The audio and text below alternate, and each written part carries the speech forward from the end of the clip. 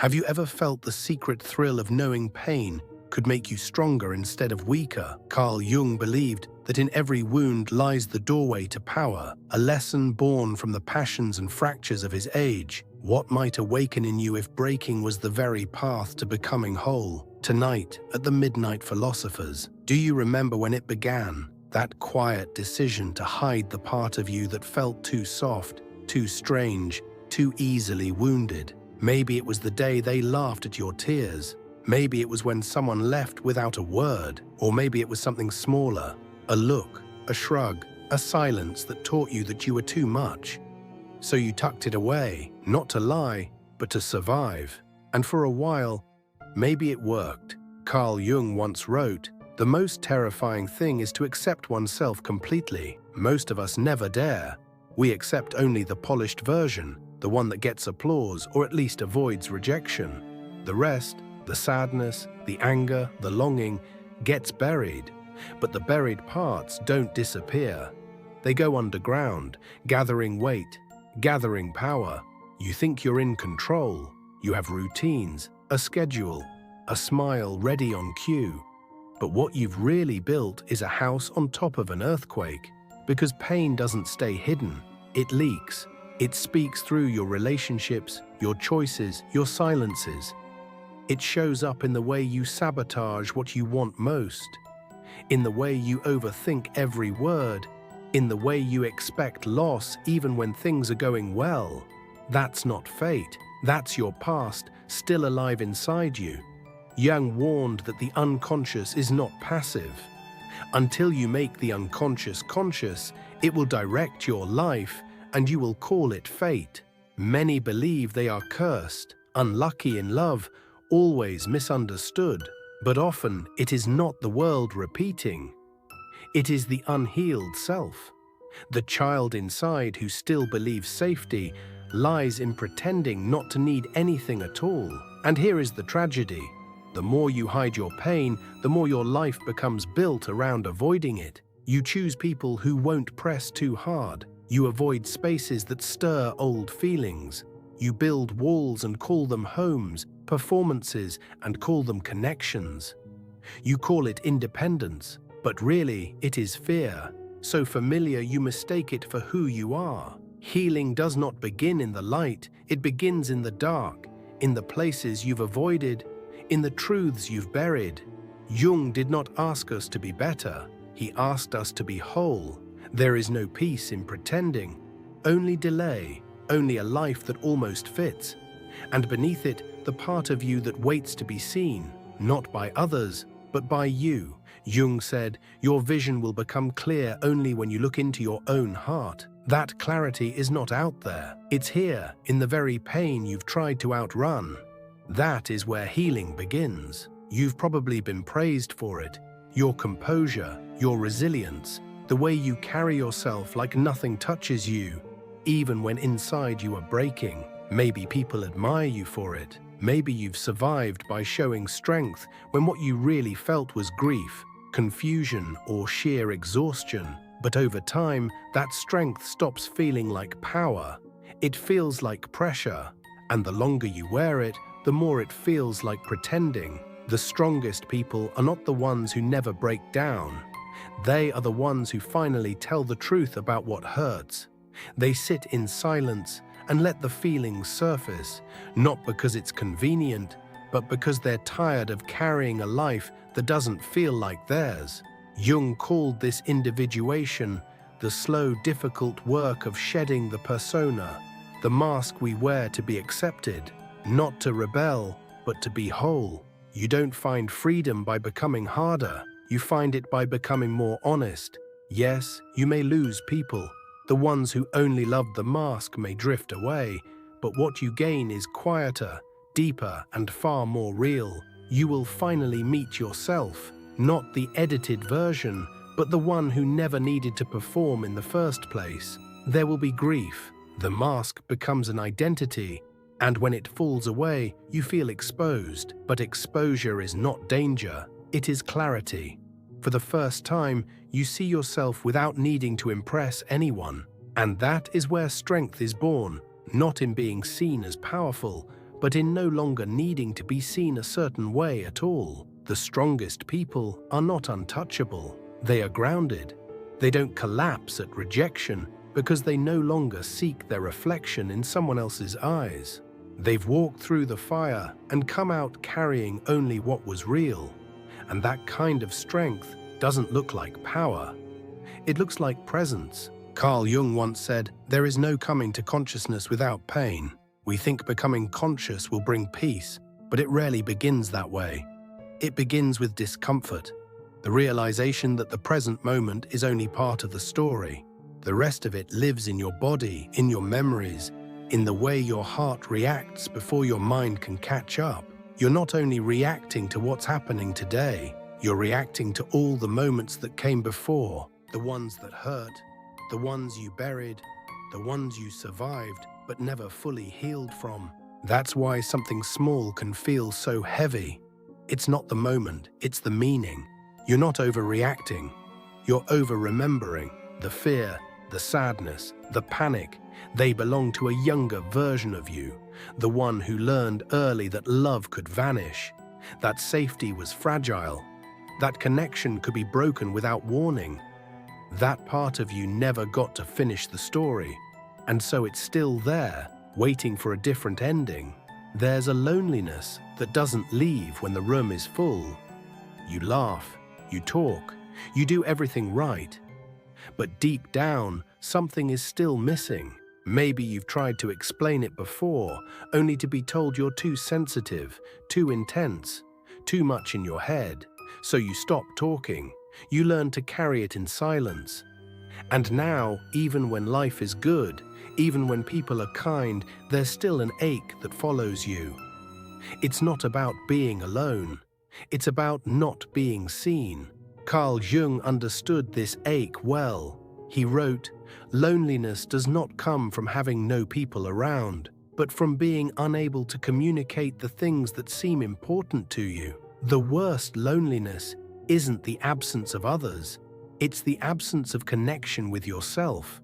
Most people live entire lives without ever saying what truly matters, not because they don't want to, but because they learned early that honesty was dangerous, that their feelings were too heavy, their thoughts too strange, their truth too complicated to share.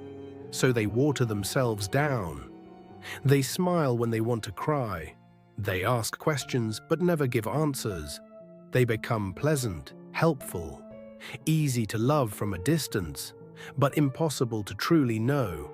And when no one knows the real you, how could you not feel alone? What you've built is not connection, it's performance. And the gap between the two feels endless. The loneliness you feel is not proof that you are broken. It is proof that something inside you still longs to be known and has never been given the space. Maybe you shrank yourself to fit into relationships that could not hold your fullness. Maybe you stayed quiet in rooms that were not safe for truth. And now, even when surrounded, you feel alone because you've been absent from yourself.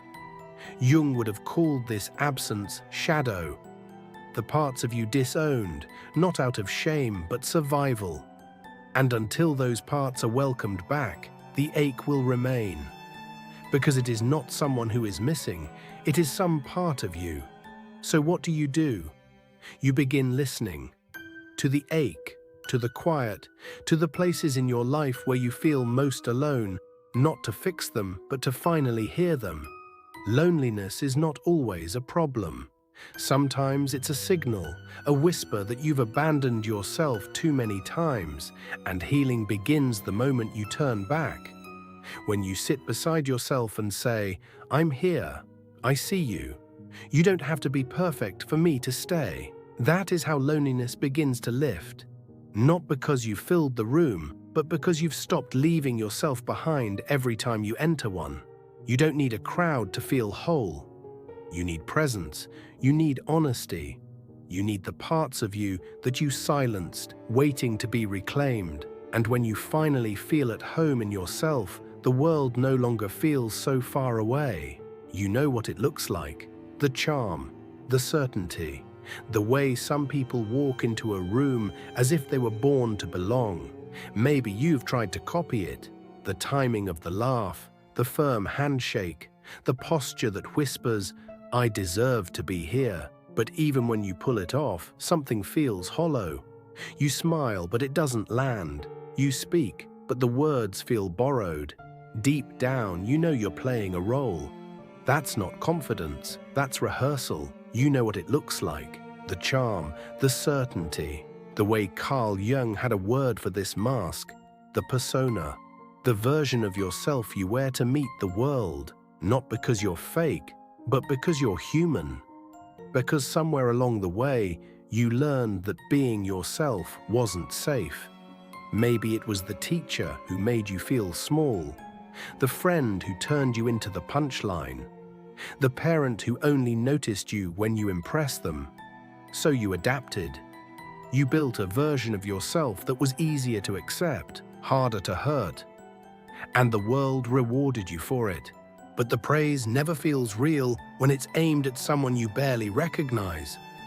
You start to wonder, if they knew the real me, would they still care? If I stopped performing, what would be left? That's when you realize the performance is no longer protection. It's a cage. One too tight to breathe in, one that blocks intimacy, one that keeps you in constant fear of being exposed. True confidence doesn't come from playing that role better. It comes from no longer needing the role at all, from integration, from knowing who you are, even the parts you've hidden, and choosing not to abandon them. Jung once wrote, "The privilege of a lifetime is to become who you truly are." Confidence is not about dominance, it's about alignment. It's walking into a room without scanning for approval, because you're already standing on your own side. That kind of confidence doesn't roar, it doesn't push, it doesn't need to win. It simply is, grounded, honest, present. It says, "Here I am," without demanding anything in return. And that is what people feel, not the mask, but the presence. You may not be there yet, you may still feel shaky. That's okay. Confidence is not performance, it's practice. Returning to yourself, again and again, until what the world sees is finally what you see too. That isn't arrogance, that's healing. And it's the beginning of everything you thought pretending would give you, but never could. It feels personal, doesn't it? When someone lets you down, when they dismiss what mattered to you, when they disappear without a word, or worse, stay but never really show up. You carry it with you long after the moment ends, replaying it in your head, asking if it was your fault, if you were too much, or not enough. You think it's about them, and on the surface it is. But beneath that, beneath the anger, the shame, the ache, there's something older, something that started long before they arrived. Carl Jung believed that what we don't heal, we repeat. He wrote, "Until you make the unconscious conscious, it will direct your life, and you will call it fate." Many people live inside that loop, mistaking old wounds for new betrayals, reacting to present pain with past memory. You're not only hurt because they ignored you, you're hurt because it reminds you of being invisible as a child. You're not only heartbroken because they left, you're heartbroken because it confirms the belief you've carried for years. That people always leave, that love is temporary, that you are always second. It's not your imagination, it's your history. And if you don't face it, you'll keep finding people who help you reenact it. Not because you're broken, but because you're trying to resolve what never made sense. A part of you still believes that if you just get it right this time, if you can be enough, it will finally end differently. But it won't. Not until you stop asking others to fix a pattern that only you can interrupt. Not everyone who hurts you is a villain. Some are mirrors. Some are playing roles you unconsciously cast them in. That doesn't excuse it, but it explains the familiarity. And once you understand that, Healing no longer depends on them. It depends on you. You stop needing their validation. You stop bleeding for what was never yours. You start choosing yourself. Not loudly, but quietly, with roots that hold. You ask, what is this pain trying to show me? What old belief is ready to be released? Because the moment you stop repeating the past is the moment the future begins. Most of us were taught to grip life tightly, plan ahead, be careful, stay alert so nothing catches you off guard. Maybe you grew up in chaos and learned that control meant safety. Maybe you were betrayed too many times and built your whole world around avoiding that feeling again. And now you analyze every word, every silence, every look. You brace for disappointment before it arrives, because at least that way you won't be surprised. But that isn't peace, that's tension, constant, invisible, exhausting. Carl Jung believed that control is often the ego's last defense against transformation. He wrote, "Where wisdom reigns, there is no conflict between thinking and feeling." Yet most of us are stuck in that war. The mind says, "Be careful." The body whispers, "I'm scared." Instead of listening, you tighten your grip. You double down. You try to manage, fix, outthink whatever threatens your safety. But the harder you try to control, the more afraid you feel. Jung didn't ask us to be passive. He asked us to surrender, not to the world, but to what is real. Surrender is not giving up. It is giving in to the flow of life, to uncertainty, to grief and joy, to the mystery of not knowing. It is the moment you stop managing everything and start experiencing it. Peace doesn't come when you figured it all out. It comes when you stop needing to. When you sit in the unknown and still feel whole. When you let people be who they are without trying to mold them. When you let go without losing yourself. You won't find peace in perfection. You'll find it in presence. In the breath you take when you stop fixing. In the silence after a goodbye, when you realize you are still here and you are still okay.